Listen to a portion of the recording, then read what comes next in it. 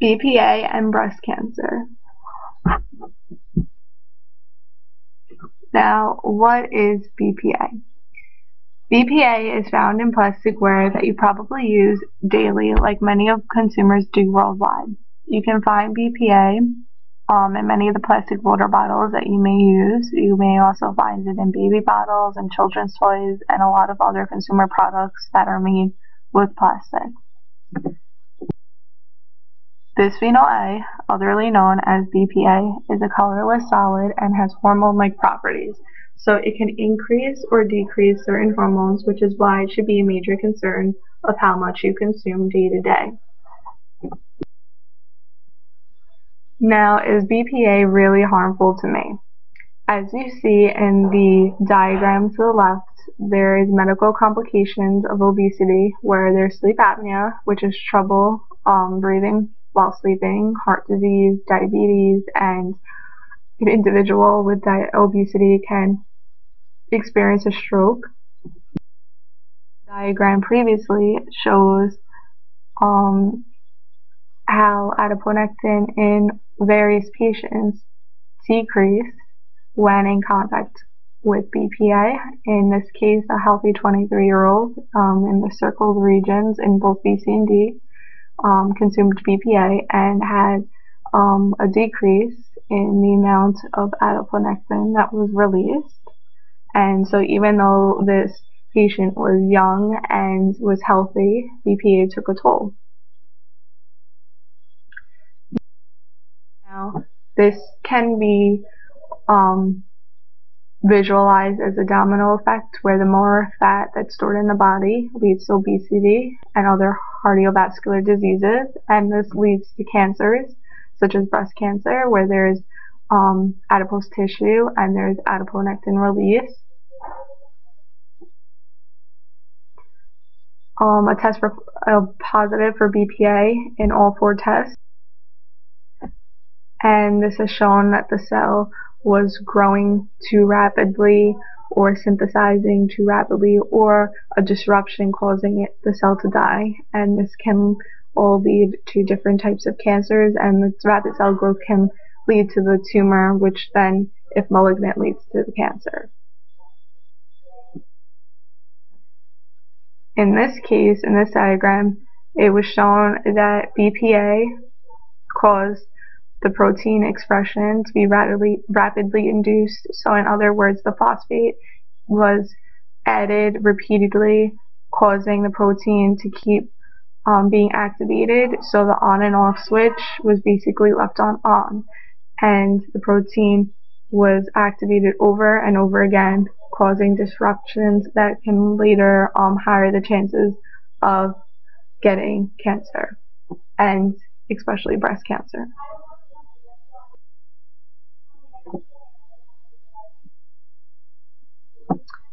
Now, there are many ways to avoid BPA. You can use glassware instead of plasticware. You can also make sure that the bottles you use, you try not to put in a dishwasher where there's a lot of heat and that can cause the BPA to be released into whatever liquids you put in it later on. Try to use cardboard cartons instead of canned food lining, and to just be more aware of the products you use day to day, especially the plastics you use.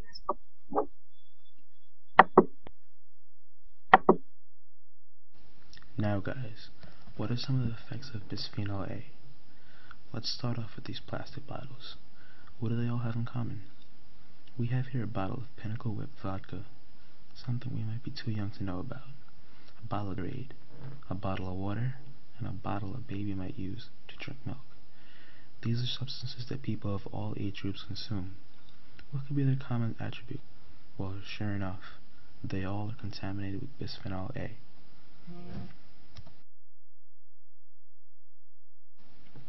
Let's get serious here. Bisphenol A is a harmful substance that can cause many problems to the human body, such as, let's say, obesity. Research was done by some scientists, and they have shown that bisphenol A does increase the risk of obesity in humans. The reason for this is because bisphenol A inhibits the release of adiponectin, a hormone that increases insulin sensitivity, which ultimately makes the resistance to insulin higher, bringing about obesity. The first graph shows the activity of the hormone adiponectin in the body of a non-obese person with different concentrations of bisphenol A and estradiol, which is natural estrogen. When the concentration of both BPA and estradiol are at 0, the release of adiponectin is at its highest. When the concentrations of the both are at 0.1, BPA seems to suppress adiponectin the most.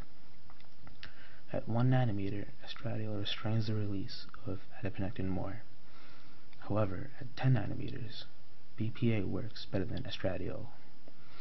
The second graph shows the same comparison of BPA and estradiol along with ICI, an antagonist that was made to suppress the hormone adiponectin in the body of an obese person. And this BPA suppresses adiponectin in all concentrations and is almost as good at suppressing adiponectin as the hormone ICI, whose job it actually is to suppress adiponectin.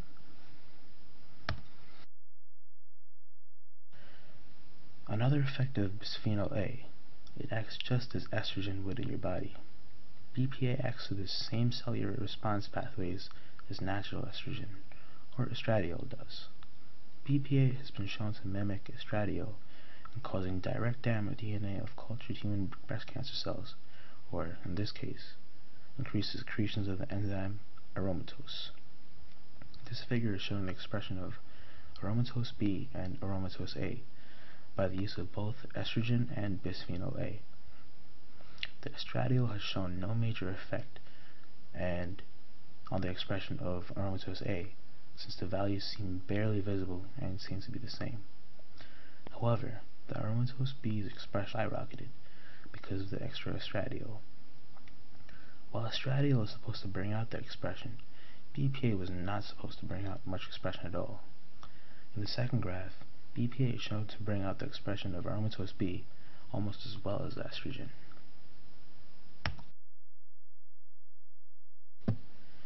This next one is going to be bad news for the guys. Research done by scientists has shown that bisphenol A decreases the sperm count in animals. According to this graph, the checkered bar far to the left is what the normal daily sperm production is supposed to look like. The black bars after the checkered one show the sperm production treated with varying doses of bisphenol A. The trend in this graph shows a negative correlation, that as the dosage of bisphenol A gets bigger, the sperm production gets smaller.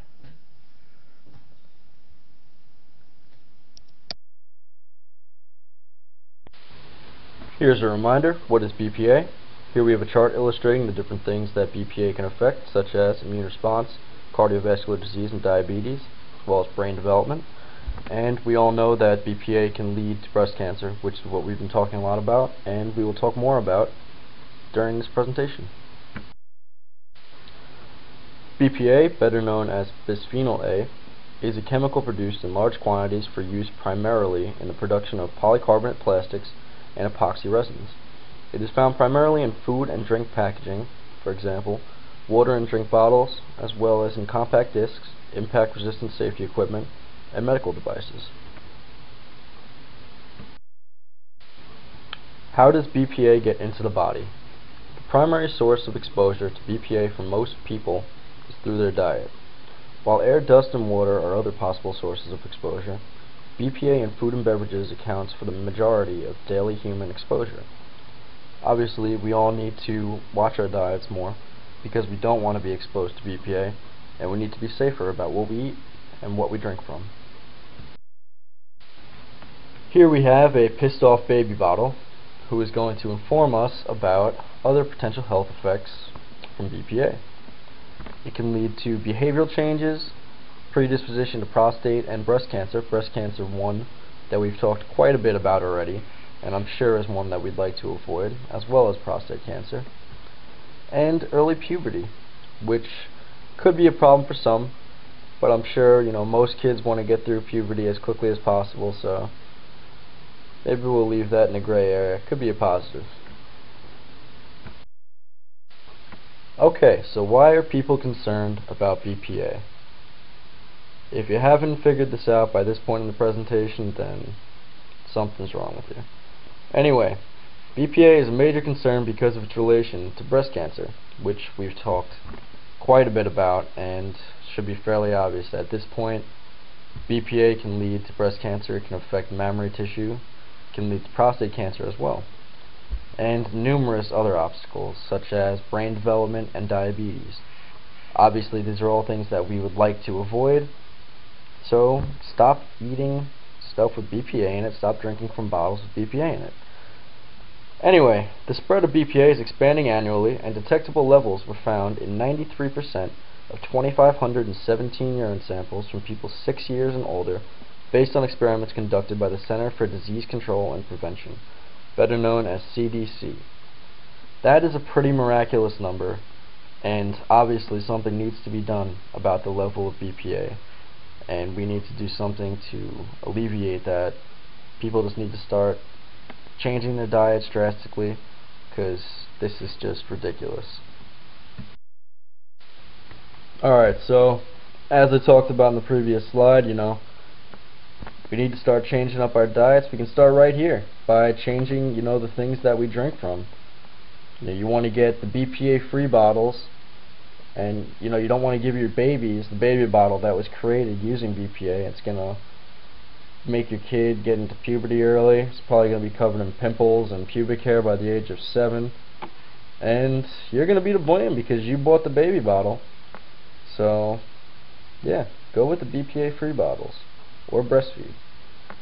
Anyway, we just need to start changing our diets, stop being stupid, and it's everywhere. It's not hard to change this one thing, so just got to do it. BPA is used to make many products. Some of these products include water bottles, baby bottles, dental fillings, sealants, dental devices, medical devices, eyeglass lenses, DVDs, CDs, household electronics, sports equipment, and resins that are used inside for food and drink cans for coating. BPA comes along with many health effects. Some of these effects include reproductive disorders, where there is a concern over BPA changing our human reproductive system. BPA was found in a study to be linked to erectile dysfunction and other male sexual problems. BPA has proven to have an increase in the rate of heart disease in both females and males. A study in the UK linked higher levels of urinary BPA to cardiovascular disease, type 2 diabetes, and liver enzyme abnormalities. US researchers linked BPA exposure to loss of connections between brain cells in primates, potential problems with memory and learning, and as well as depression. Californian researchers found that exposure to BPA may affect the quality of a woman's eggs. The University of Cincinnati found that BPA exposure may reduce the effectiveness of chemotherapy.